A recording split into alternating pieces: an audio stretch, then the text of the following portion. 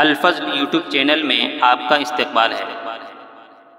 اس channel پر روزانہ قرآن پاک کی ایک آیت تلاوت مع ترجمہ اور مختصر تشریح پیش کی جا رہی ہے۔ ویڈیو اپلوڈ ہونے پر نوٹیفیکیشن پانے کے لیے اس چینل کو سبسکرائب کریں اور بیل آئیکن ضرور دبائیں۔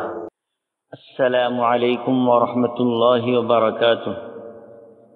میرے دینی و ایمانی بھائیوں اور بہنوں، سورہ انعام آیت نمبر 49 پیش خدمت ہے۔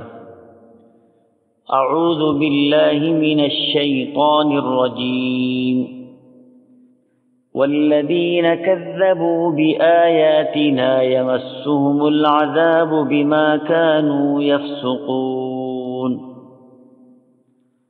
اور جو لوگ ہماری آیتوں کو جھوٹا بتلائیں ان کو عذاب پہنچے گا بوجہ اس کے کہ وہ نافرمانی کرتے ہیں۔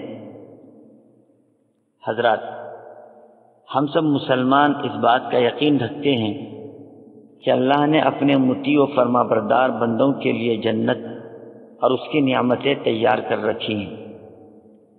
اس کے برخلاف جنہوں نے تکفیر و تکذیب کا راستہ اختیار کیا، اللہ کی اطاعت و اوامر کی پرواہ نہیں کی اور اس کے محارم و مناہی کا ارتکاب کیا، بلکہ ایک قدم اور آگے بڑھ کر اس کی آیتوں کی پامالی کی، ان کو کل قیامت کے دن عذاب پہنچے گا اور اللہ کی طرف سے سخت ترین سزائیں ہوں گی۔ کامیابی اسی میں ہے کہ انبیاء علیہم السلام کی باتوں پر یقین کیا جائے، اعتقاد بھی صحیح ہو اور عمل بھی درست ہو۔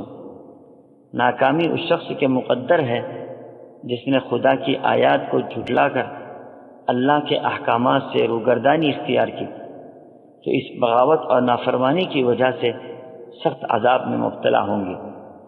اسی کو قرآن پاک کی اس آیت میں کہا گیا کہ جو لوگ ہماری آیتوں کو جھوٹا بتلاتے ہیں یا اس کی تکذیب کرتے ہیں ان کو عذاب پہنچے گا، کیونکہ انہوں نے دنیا کے اندر اللہ کی نافرمانی کے ساتھ زندگی گزاری۔